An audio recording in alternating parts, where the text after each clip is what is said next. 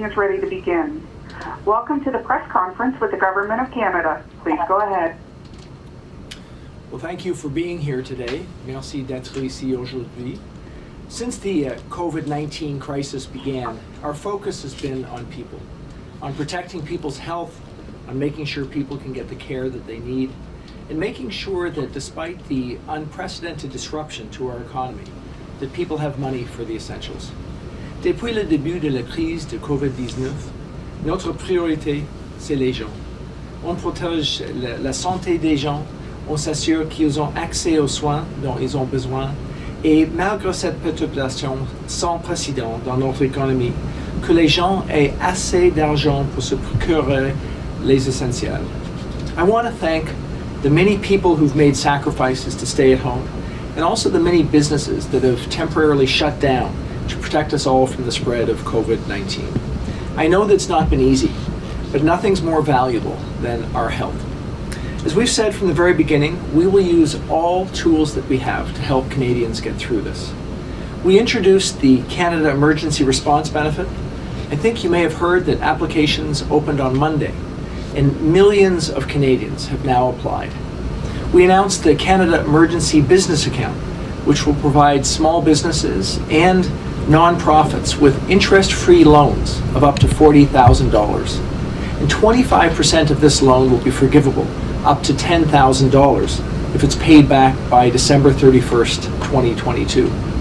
Today we're announcing that applications will begin to be available for this loan starting tomorrow.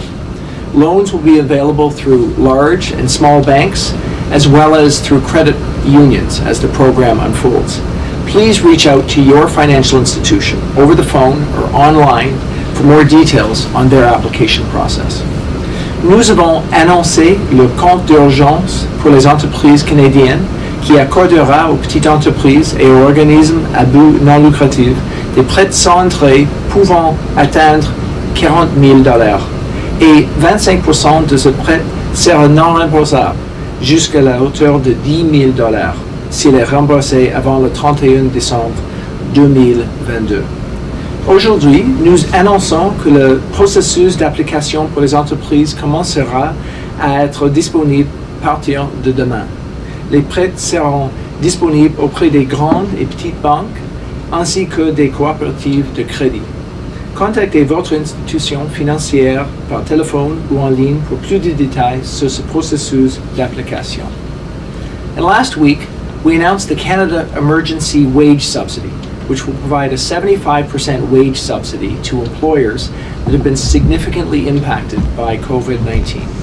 It'll be retroactive to March 15th and provide up to $847 per week per employee. Throughout this, I've been in constant communication with businesses across Canada. La semaine dernière, nous avons annoncé la subvention salariale d'urgence du Canada qui donnera une subvention salariale de 75% aux employeurs qui ont été touchés de façon importante par le COVID-19. Elle sera rétroactive en date de 15 mars et fournirait jusqu'à $845 par semaine par employé. J'ai été en communication constante avec des entreprises à travers le Canada. Notre gouvernement comprend que pour protéger notre économie, nous devons prendre des mesures pour protéger les emplois des Canadiens. The wage subsidy would apply to employers in all sectors, except in the public sector.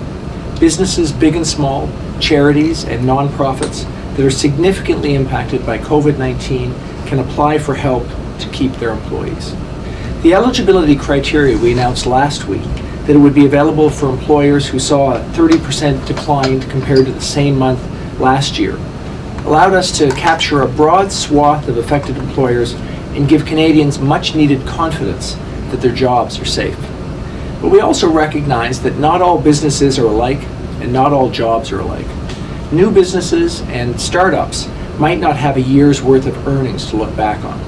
A high growth company that's created good jobs in the past year might not show significant decline since last year, but its growth may be significantly off track as a result of COVID-19, jeopardizing its ability to keep its workers. A shop that might have been doing swift business until mid-March at which point people across Canada quickly reoriented their lives, staying at home to stop the spread of the virus, may have a difficult time. Nonprofits and charities are seeing the needs for their services go up, but donations in many cases are going down. Today, we're announcing the proposed new details in order to address these realities of different businesses and organizations. Our goal is clear. We want to make sure that employers that have been significantly impacted by COVID-19 get the help they need to support their workers through this crisis. First, given that the impacts of the COVID-19 crisis were still evolving during the first half of March 2020, we're proposing that for March, the revenue test will be 15%. In other words, businesses will need to show that during that period, their revenue went down by 15%. For April and May, the revenue test will continue to be at 30%. Employers will have to apply for each month and attest to the drop each month. We're also proposing two possible benchmarks for employers.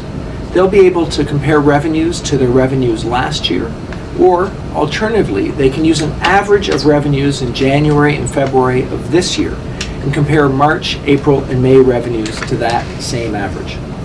Employers would calculate revenues through one of two accounting methods, either the accrual method or the cash method. Aujourd'hui, nous annonçons de nouveaux détails pour la subvention salariale afin que cette dernière réponde aux réalités des différentes entreprises. Premièrement, étant donné que les impacts économiques de la crise de COVID-19 évoluant au cours de la première moitié du mois de mars 2020, nous proposons que, pour ce mois, le test de baisse de revenus soit de 15%. Pour les mois d'avril et mai, le test des revenus sera toujours une baisse de 30%. Nous proposons également deux balises possibles pour les employeurs. Ils pourront comparer leurs revenus au même mois l'année dernière, ou ils pourront utiliser une moyenne des revenus de janvier et février de cette année et comparer les revenus de mars, avril et mai à cette moyenne. Les employeurs calculeront les revenus selon l'une des deux méthodes comptables, soit la méthode de la comptabilité d'exercice, soit la méthode de la comptabilité de casse. By offering these different methods of calculating revenues, more employers and employees will get the help that they need. We know that times are tough, but we're encouraging employers to do all that they can to top up their employees' pay to 100% of pre-crisis pay levels. We all need to do our part to help each other through this challenge. And in order to make it simpler and cost-effective for employers to rehire workers, the government is proposing to refund employer contributions to employment insurance, the Canada Pension Plan, the Quebec Parental Insurance Plan, and the Quebec Pension Plan as well. We're also proposing flexibility for nonprofits and charities because we recognize that those organizations are each facing their own funding pressures at this time. And so we're proposing that when charities and nonprofits are calculating their revenue tests, they be allowed to choose whether or not to include government funding in that test. Et afin de rendre les processus de réembauche des travailleurs plus simples pour les employeurs, le gouvernement propose de rembourser les cotisations des employeurs à l'assurance d'emploi, au régime de pension de Canada, au régime québécois d'assurance parentale et au régime de rente du Québec. Et nous proposons d'être flexibles avec les organisations à but non lucratif et de bienfaisance, car nous savons que vous êtes confrontés à des difficultés de financement en ce moment. C'est pourquoi nous proposons que, lorsque les organismes de bienfaisance et à but non lucratif calculent leurs revenus pour savoir s'ils sont admissibles ou non au programme, ils soient autorisés à choisir d'inclure ou non le financement gouvernemental. Canadians, we know, are honest and responsible people who look after each other and play by the rules. However, we're making sure that anybody who tries to skirt the rules faces significant consequences. To begin with, applicants will have to designate someone with control over their finances to make sure that their claims are appropriate. Any business that receives the benefit and is discovered to be ineligible will have to repay the full amount. Anyone caught abusing the program could face penalties up to 225% of what they've received, and up to 5 years in prison. This is a high-trust program, but we will not tolerate abuses. Nous veillons à ce que les gens qui tentent de contourner les règles s'exposent à des conséquences importantes. Toute personne qui abuse du programme pourrait incurrir des sanctions allant jusqu'à 225% du montant qu'ils ont reçu et jusqu'à 5 ans de prison. In this time of crisis, let us make sure that we do not let down the workers who are counting on us to support them. As we navigate these uncertain times, our government will continue listening to the very real needs of Canadians. In the face of an historic public health crisis, we're providing historic support. These are the largest economic measures of our lifetime. Now's the time for everyone to come together and to work together. Businesses who are rehiring their workers, but also parliamentarians. Canadians are counting on us during these times. We cannot let them down. Our government will continue to do whatever it takes to support the workers and the businesses that make our economy strong. We'll do this because we know that when this crisis passes, and it will pass, that Canada's economy will bounce back quickly, and we'll be able to keep building an even better Canada. Thank you very much. And now I'll pass it to my colleague, Mary Ng, Minister of Small Businesses and International Trade. Thank you so very much, Minister Morneau, Bill, and thank you everyone for joining us today.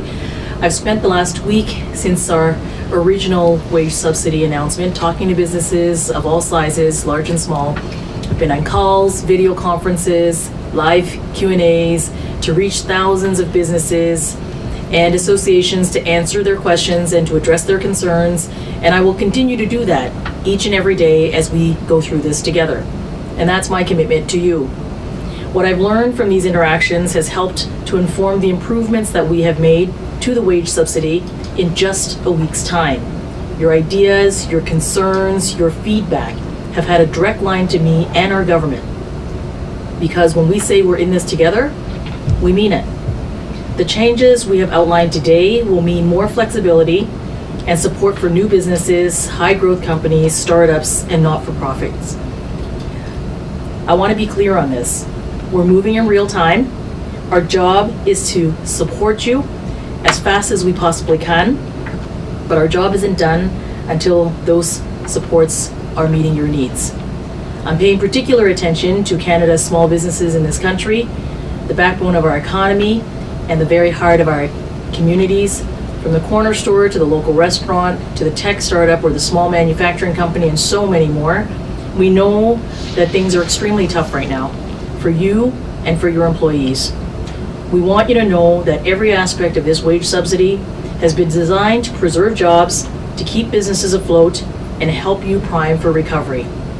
Part of this effort is to help you keep your team in place, because we agree that you can gain more ground more quickly and be more successful if you have preserved your team throughout this ordeal, readying you for time of recovery when that time comes. The wage subsidy is in place to directly assist you with this challenge. So let me end with an earnest message to Canadian business owners. Thank you. I know this is hard, but we really have your back. Keep pushing us. Keep telling us what works, what doesn't work. We're in a brand new world. It's difficult and I know it's complex. I hear it from you. I hear that it's frustrating. But if we keep talking and we keep working together to find these solutions, we're going to weather the storm and we will come out of this the other side together. Over to my colleague, Minister Navdeep Bains. Thank you. Thank you very much, Minister Ng, and thank you very much, Minister Morneau. I too want to echo my thanks to the business community, to industry. In particular, I want to thank them for stepping up in a big way once again for our mobilization efforts, first and foremost, and really helping us make the essential equipment that we need, the personal protective equipment that we need for frontline healthcare workers and to protect them against the fight for COVID-19. I also want to echo the comments that my colleagues made with respects to businesses. We hear you, we're listening, we have our ears to the ground. We're engaged on this file, we're seized with this issue, and we're making changes to assist you and to help you. And today's announcement underscores our commitment to high growth firms as well. This has been a commitment of our government since 2015. When we advanced our Innovation and Skills Plan, it was designed with the purpose to help Canadian companies scale and grow and succeed, not only within Canada, but globally as well. We've invested in talent and in capital, and we're going to redouble our efforts as we navigate ourselves through this crisis and come out the other side and start to see the recovery. I can tell you right now, we continue to have your backs, and this is important because this is about jobs. This is about Canadians. This wage subsidy underscores and highlights the importance of retaining jobs. It's about steady income, and it's about confidence. Confidence in the economy and confidence that we will recover. I can tell you right now that we are in this together, and we will get through this together. Thank you very much. Thank you. So now we will be taking questions from the journalists. La parole est question des journalistes. Please limit your interactions to one question and one follow-up. Modérateur, c'est à vous.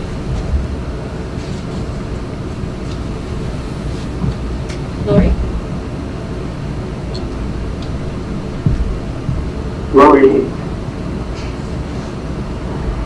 Thank you. We will now take questions from the telephone lines. Please press star 1 at this time if you have a question. There will be a brief pause while the participants register for questions. Thank you for your patience. And the first question is from David Youngren from Reuters News, Ottawa. Please go ahead. Yes, thank you, Minister. First off, the expansion of the requirement that businesses only have to show a 15% drop rather than a 30% drop revenue in March. Do you have a direct spending figure in dollars for that? An extra direct spending? So thanks, David. What we did last week, of course, was to bring out the program and give a broad understanding of what the costs were. Our estimate was at that time $71 billion, an enormous expenditure on behalf of Canadians. What we've seen is with the changes we've made, we expect it to be about $73 billion, and that's primarily driven by the fact that we've allowed employers to bring people back, and we said that we will reimburse them on employment insurance or Canada Pension Plan or Quebec Pension Plan. That's actually driving some change for those employees that come back but aren't actively working. The decision to allow for a 15% decline in revenues in March to March was really driven by the fact that we see that that's really this COVID-19 hit in the middle of March, so it didn't fundamentally change our calculations.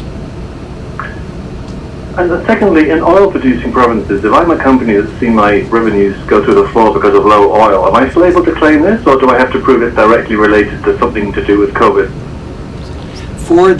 For companies in Canada that have experienced the revenue declines that we're outlining, that significant decline, they will be eligible. So for those employers in the energy sector that are seeing big declines, both as a result of COVID-19 and the OPEC decisions, they will be eligible for this, and it will provide significant support for those organizations like it will for organizations across the country. Thanks. Thank you. Next question. Thank you. The next question is from Laura McNaughton from CBC News. Please go ahead. Hi there. Yes, this question is for Minister Morneau.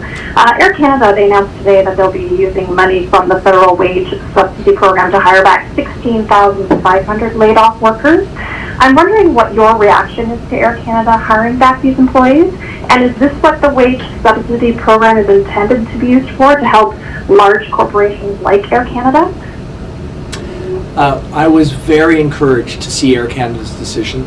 This is exactly what we're trying to do. For businesses large and small, we're trying to make sure that they retain their attachment with their employees.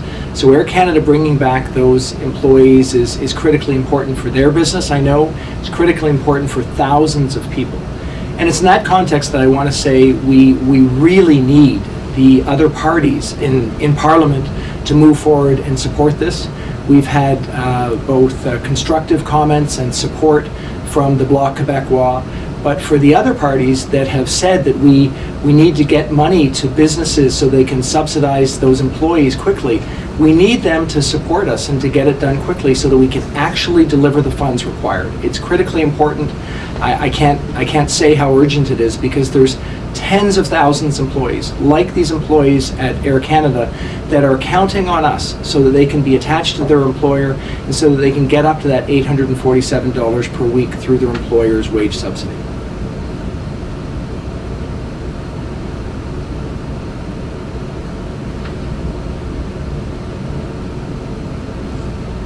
Do you have a follow-up? No? Thank you. The next question is from Hélène Buzzetti from Le Devoir. Please go ahead. Oui, bonjour Monsieur Morneau. Je voulais justement continuer dans cette veine. On entend que les négociations avec les partis d'opposition concernant votre projet de loi bloquent à cause des demandes du Parti conservateur. Là, vous avez eu l'air de dire aussi que le NPD pose problème. Est-ce que c'est exact et qu'est-ce qui vous dérange dans les demandes des conservateurs et peut-être du NPD dans tout ça? Donc, nous continuons d'avoir des discussions avec les autres partis. La chose importante pour moi, nous n'avons pas eu des questions au sujet de notre subvention salariale. Nous avons proposé, par exemple, d'avoir plus d'accountabilité avec un parlement virtuel. Ça, c'est très important. Donc, à mon avis, c'est urgent. C'est urgent d'avoir un accord. C'est urgent d'avoir le policy important pour les employés à travers le Canada.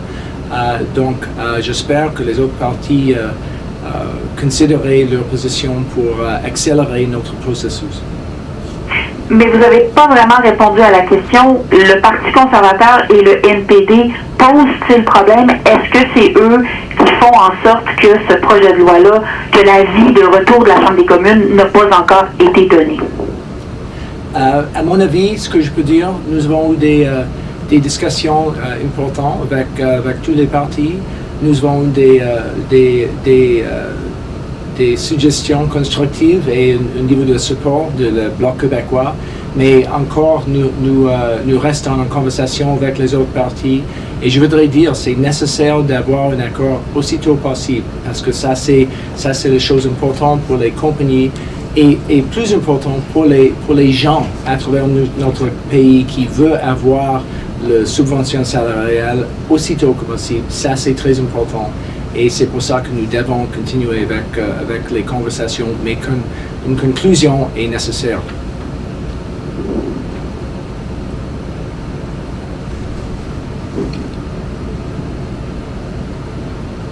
Next question. Thank you. The next question is from Raymond Filion from TVA. Please go ahead. Oui, bonjour, M. Morneau. Sur la même veine, on ne sait pas encore à quel moment le Parlement va siéger pour approuver la subvention salariale. Ma question à vous, est-ce qu'un délai risque de retarder l'entrée en vigueur du programme? Oui, il y a toujours un risque. Ça, c'est la raison que nous devons avoir l'accord aussitôt que possible. À notre avis, c'est nécessaire d'avoir la subvention salariale aussitôt que possible. Pour les entreprises qui veulent comprendre leur situation, ils veulent avoir la législation. Ça, c'est important. Mais le policy, c'est très important de considérer ce que nous avons fait. On a fait une décision où un employé va avoir 75% de leur rémunération jusqu'à $847. Ça, c'est très important pour eux. Et c'est pour ça que nous devons avoir un accord. Et si ça prend plus de temps, ça va être plus difficile pour les gens et bien sûr plus difficile pour les compagnies. C'est urgent. Alors, pour que le programme entre en vigueur dans 2 ou 3 semaines, comme c'est ce que vous nous avez dit, à quel moment le Parlement doit avoir approuvé le programme? À mon avis, c'est urgent. Je voudrais avoir un accord aussitôt que possible. Je ne peux pas être certain aux dates, mais ce que je peux dire, chaque compagnie maintenant considère leur position.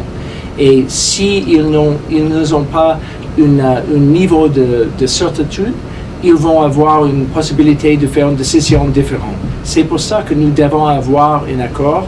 Et avec ça, les compagnies vont faire les décisions où ils peuvent garder et protéger leurs employés et protéger la possibilité d'avoir jusqu'à $847. Ça, c'est la raison que c'est urgent. Ça, c'est pourquoi nous devons avoir un accord avec les partis dans le Parlement. Et j'espère qu'ils vont considérer leur position aussitôt que possible. Merci. Prochaine question.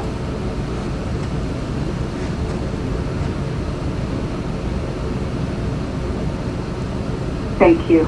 The next question is from Lena Dibb from La Presse Canadienne. Please go ahead. Oui, bonjour M. Morneau. J'essaie de comprendre les chiffres. Si on passe de 71 milliards à seulement 73 milliards, et parce que vous décidez de rembourser les cotisations d'assurance emploi, etc., mais pourtant vous rendez la subvention plus accessible en baissant la barre à 15%. Est-ce que c'est parce que vous n'aviez pas assez de preneurs au départ pour ce que vous avez offert la semaine dernière? Est-ce qu'il n'y avait pas assez d'entreprises qui étaient prêtes à réembaucher et à profiter de votre subvention? Comme j'ai dit, la semaine passée, nous avons annoncé le programme, l'approche pour la subvention salariale avec un sens de le prix, 71 milliards de dollars, avec les augmentations, les améliorations de le programme cette année, avec le conseil des associations, des compagnies pendant les dernières semaines, pour améliorer la situation pour les compagnies qui sont dans une position où ils ont un niveau de croissance très haut, ou pour les organisations d'une but non lucrative. Donc maintenant, nous pourrons être plus précis avec un coût de 73 milliards de dollars. C'est un programme très important pour protéger les gens. Et ce que je veux dire, le 73 milliards de dollars vont aller aux gens, aux employés à travers notre pays. C'est pour ça que c'est très urgent, parce que je sais que les gens ont maintenant un niveau d'anxiété, un niveau d'anxiété à cause de leur situation, et on doit avoir la subvention salariale aussitôt que possible pour eux. But Minister, my question is, did you not have any takers for the first version of this, which was actually the second version of this? Did you not have enough companies interested, and that's why you changed the criteria? Not at all. What we've done is we've made sure that the criteria are such that for those companies that said this wouldn't quite fit me, we make sure that it fits them. So in a huge majority, the program was already capturing any employer who had been experiencing a significant reduction in their revenues because of COVID-19. And this is just making sure that we capture those high growth companies, the not-for-profits that have revenue coming from government, or companies that maybe experience revenue declines just starting in the middle of March, because that's when the closures started happening most significantly. So we think that, like with all of the programs we're putting in place, we need to be dynamic. We need to recognize that as this challenge is confronting Canadians, our policies also need to confront this challenge. And each week we're thinking about how we can ensure that we do that in a way that gives people confidence that they can face up to this, confidence that they'll be able to get out of this challenge with themselves and their families intact. And maybe just very quickly on that, just to build on what Minister Morneau said, the additions and the changes that we identified today really reflect high growth firms as well. We as a government have been focusing on helping companies scale and grow, and we recognize there's companies that have demonstrated 20% growth year over year for 3 years in a row, both growth in terms of their revenues and also growth in terms of their employees that may not necessarily have been eligible under the previous criteria. So this is more expensive. This is designed to do more, not less, help more businesses, not less. We have thousands and thousands of high growth firms across the country that will benefit from these changes, and that's the objective that we wanted to communicate today, is to say not that this program was not generous, but we're making it even more expansive and more helpful to Canadians right across the country, particularly focusing on high growth firms. Thank you. Next question. Thank you. The next question is from David Aiken from Global News. Please go ahead. Minister, you there? Just want to make sure I'm unmuted. There we go. Whoop, I want to take up that too. Minister, thank you very much for the question. I just want to switch topics a little bit to talk about savings. Canada is not necessarily a great nation of savers, and that's been the way it is for a while, but I wonder if you've considered letting Canadians withdraw some savings from, say, a RRSP or a TIFSA, or I'm not sure what, without getting taxed. In other words, they get a lump sum of, say, $2,000 out of your RRSP without getting taxed. Has there been any consideration to allowing Canadians to tap into savings and be forgiven the tax on it?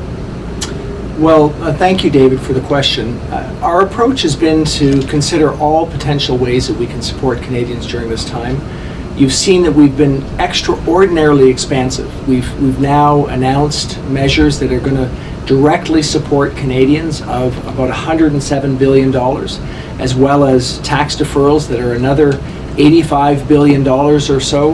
These are the largest single decisions that have been taken since World War II. We're looking at all ways that we can do things that are directly putting money back into people's pockets. Some of the things that we've done are in line with what you just asked, allowing seniors to not have to take as much money out in the Registered Retirement Income Fund, recognizing the decline in the stock market. So we're going to keep thinking about how we can support people.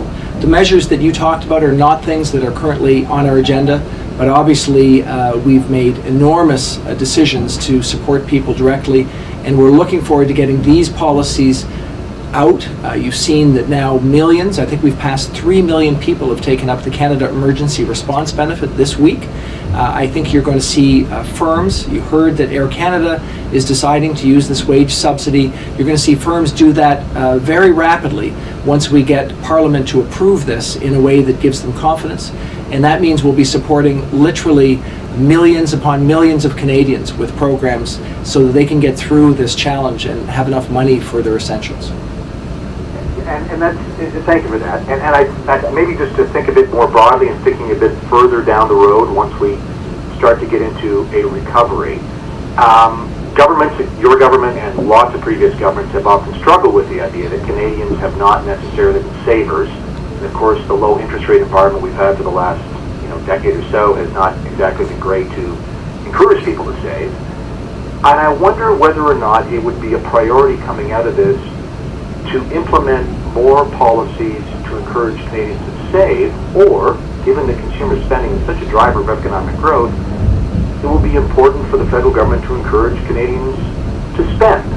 I wonder if you have some thoughts, again, where we're going once we start to see curves move in the right direction. We do need to think both about dealing with the urgent and important issues today and about how we get out of this. And we are starting to think about how we build ourselves back to an economy that's seeing strength, that's going to support employment. But right now, we're not at a stage where we're talking about the policies that we might be doing in order to ensure that that happens. We're very much focused on how we protect people getting through this crisis and ensure that the policies that we have are focused on people, but also on this time, so that we can both get people out of this challenge and also allow these policies to be reduced as we get out of it in a way that will support our economic growth.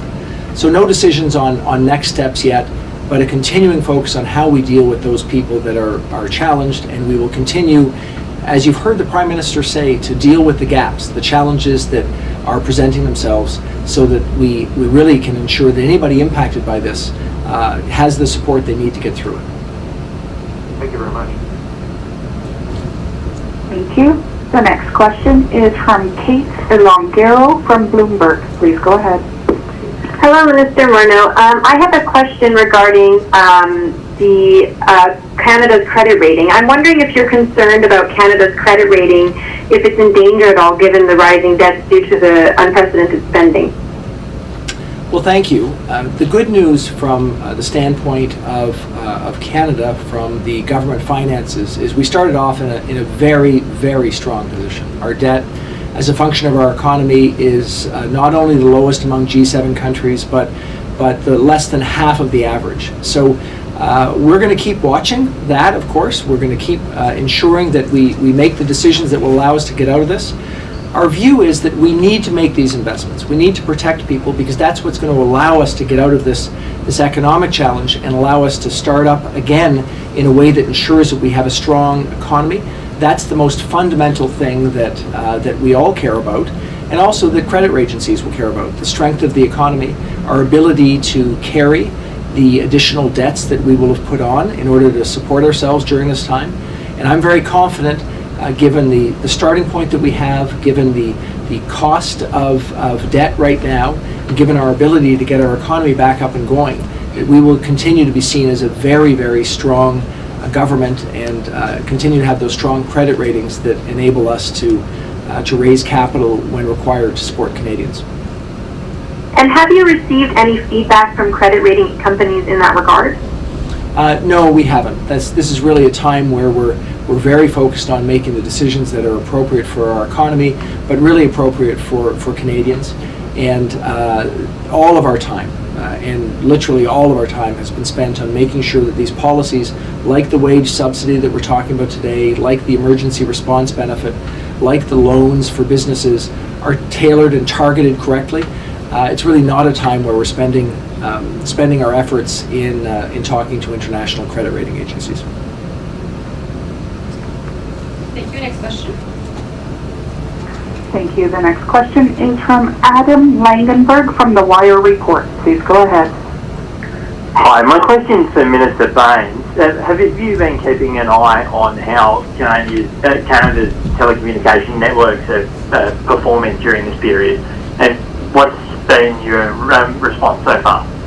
Well, we're in regular contact with the telecommunication companies. I speak on a regular basis with the CEOs of these companies to understand their current challenges and going forward, what are some of the issues that they may have. Clearly, network capacity is something that has been a challenge, but I'm very proud of the fact that we have some of the best networks in the world, and we're seeing that on full display right now, where people are working from home, where students are doing their homework online, where people are on Netflix, and the networks are able to maintain those sudden spikes in network usage. My understanding is for home internet usage, for example, week over week increases sometimes are as high as 60%. So we've got strong, robust networks, but I'm in constant contact with the telecommunication companies to understand if there's any immediate challenges or needs. But so far, so good. But I do also want to acknowledge the field workers and the front lines that are maintaining these networks. They're essential for the fact that we're able to communicate with one another, and I want to thank those workers that are doing so much day in and day out to make sure that we're able to communicate with each other, with our families and loved ones. Thank you. Thank you. The next question is from Emily Bergeron from Agence QME. Please go ahead. Oui, bonjour. Ma question est pour M. Morneau pour revenir aux négociations avec les partis d'opposition pour un retour du Parlement de façon urgente, comme vous avez dit. Vous avez mentionné que vous avez proposé que le Parlement siège de façon virtuelle pour qu'il y ait une forme peut-être de période de questions. Est-ce qu'on doit comprendre que cette proposition-là a été rejetée? Je ne peux pas dire que le proposal a été accepté ou rejeté, mais ce que je voudrais dire, et nous pensons que c'est très important d'être accessible. Nous pensons que notre approche, la transparence est très importante, et nous savons que c'est nécessaire d'être en Parlement avec la considération des autres partis. Ça, c'est important. C'est pour ça que nous avons une considération de comment nous pouvons le faire, et un Parlement qui est virtuel est une option à notre vie qui peut fonctionner. Donc, pour nous, la chose importante est la substance de notre approche pour la subvention salariale. Ça va améliorer la situation des 10, 100 000 personnes à travers le pays ou plus. Donc, c'est très urgent d'avoir le policy, et c'est pour ça que je dis que nous devons avoir un accord aussitôt que possible. just to be clear, the disagreements don't seem to be around the salary wage. It seemed to be about other things. Is that correct? And what are the disagreements about? Well, what I can say is that we've had constructive comments and support from the Bloc Québécois, and we've not heard any disagreements on the substance of the wage subsidy. I think we all realize how important it is, and so from that standpoint, we believe it's important to get back to work, to get this passed, so that we can have the kind of support that Canadians need. We've ensured that we are accountable to other parties, so from my standpoint, it's time to get on with it.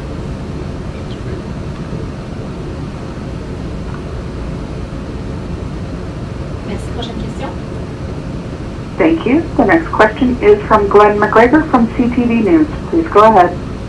I have a question for Minister Morneau.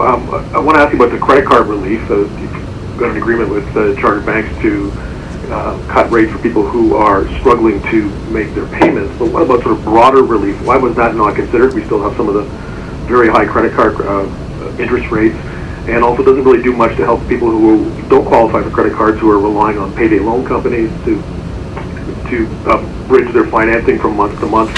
Are there any further discussions about mandating greater cuts to borrowing rates for average Canadians? We've been working together over the last number of weeks with the banks to make sure that the banks are supporting their customers, that they're supporting Canadians.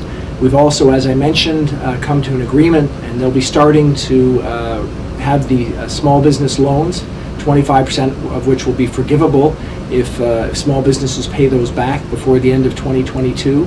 That's going to be starting tomorrow.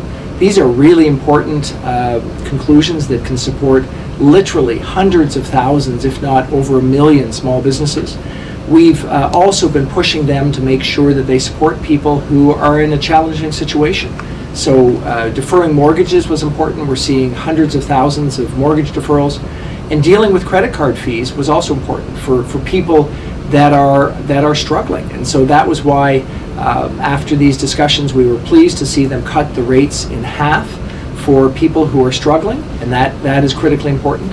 Our role as government, though, will be to support everyone, and that's what we've done through the emergency response benefit and the wage subsidy, making sure that those people who are directly impacted have support. We'll continue to do that. We'll work with the banks, and we'll work with whoever we need to work with to make sure that Canadians can get through this. Mr. Bain, the good news today, obviously, about Air Canada hiring back 16,000 employees, but the industry as a whole in Canada is still really struggling. Can you tell me where we are on an aid package specific to the airline industry? So to echo the comments made by Minister Morneau, it's great news to see the fact that Air Canada has retained these employees. That was the exact intent of the wage subsidy. It's designed to make sure people have income, that companies can keep people on their payroll, and ultimately this is important as we come through the recovery. So when we're talking about supporting industries and supporting companies, one way to do that is to make sure we have this wage subsidy implemented, and that's why it's important that the other parties support us through this endeavor and avoid the partisan politics and allow us to implement this in a timely manner. But more broadly speaking, we know it's not only the airline industry. If you look at tourism, if you look at oil and gas, if you look at the retail sector, they've been significantly challenged by the recent events. So we're going to have a holistic approach. Our goal is to make sure that overall we have a plan in place, not only for the short-term and immediate needs for Canadians and providing them with income, but also how can we quickly rebound and recover. And that includes support for many sectors across the board, but more importantly, right now our priority is Canadians, and then of course we will be putting forward sets of initiatives and ideas and plans to assist different industries, including the airline industry. Thank you. Next question. Thank you. The next question is from James Bradshaw from the Globe and Mail. Please go ahead. Good afternoon, Minister Morneau. My question is about the CEBA Small Business Loan Program. I'm wondering how long will the turnaround time be to disperse those funds to businesses after they apply? We'd reported that the government had considered a 5-day waiting period to do verification on the loans, but was working to shorten that wait to about 2 days. How long should businesses owners expect to wait for those funds? Thank you. Well, I'm hopeful that those funds will be able to be dispersed quite quickly. And the good news is that we're at a stage where we expect that the large banks in particular will be able to start this approach literally tomorrow. And that means that businesses will be able to go to the current institution they work with, banks, and we're also opening up to credit unions in the days and weeks to come. So that's important, and then they will be able to get the money dispersed once the bank goes through their appropriate their processes. So our hope is that can be within about 2 days after that initial interaction. But it will of course have a little bit of variability depending on the company and on the institution, the financial institution they go to. The objective is to get money in people's hands as quickly as possible so they can deal with the challenges that they have if their business in particular is significantly challenged because of declining revenues. Thank you. And just to follow up on that, as it expands, how broadly do you plan to draw the eligibility for the financial institutions that can offer loans through the CEBA program in terms of smaller banks and credit unions? And for a business that has their main account at a smaller financial institution that's not initially part of it, is there somewhere they can turn to apply? We're working to expand it as broadly as possible to large and small financial institutions and across credit unions.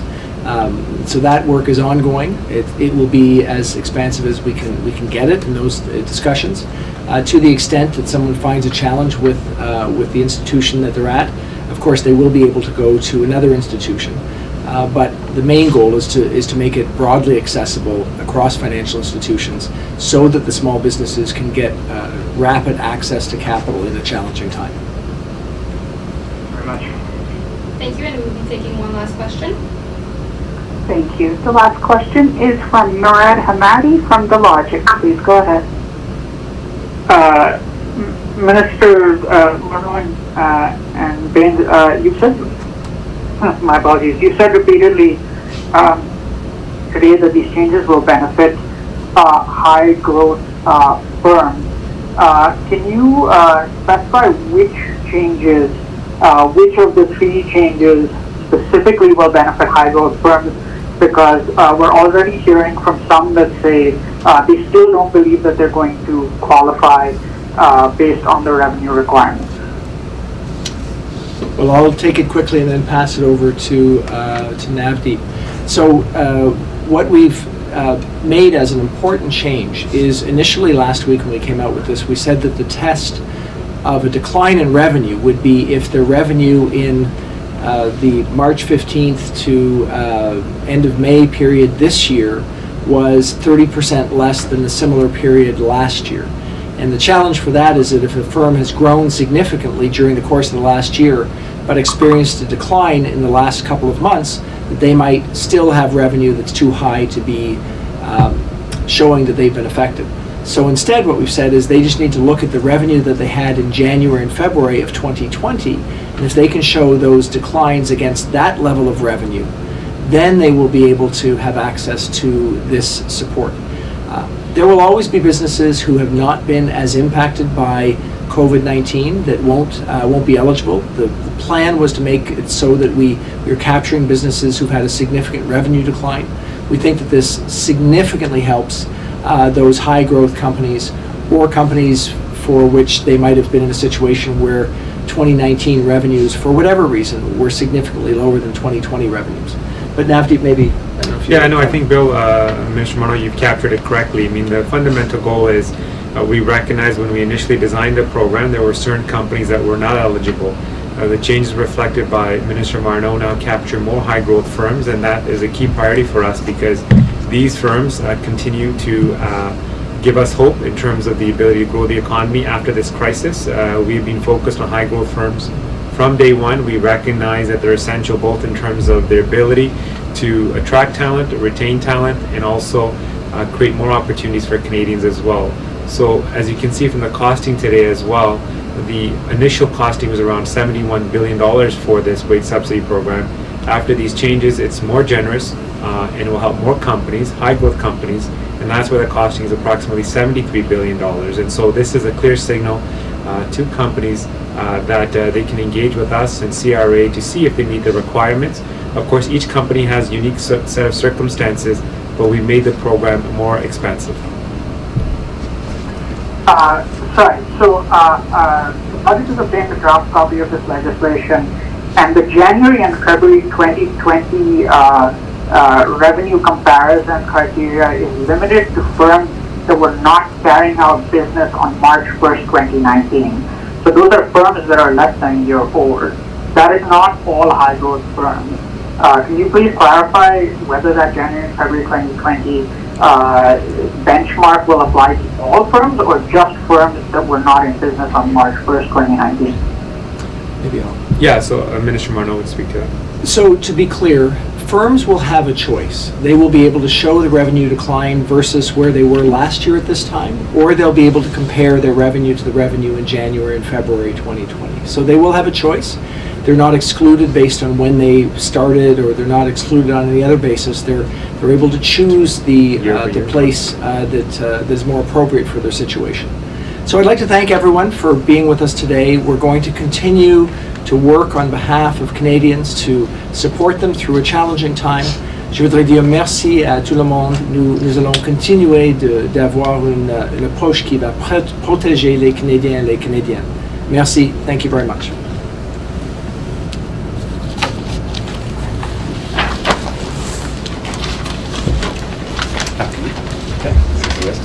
Okay.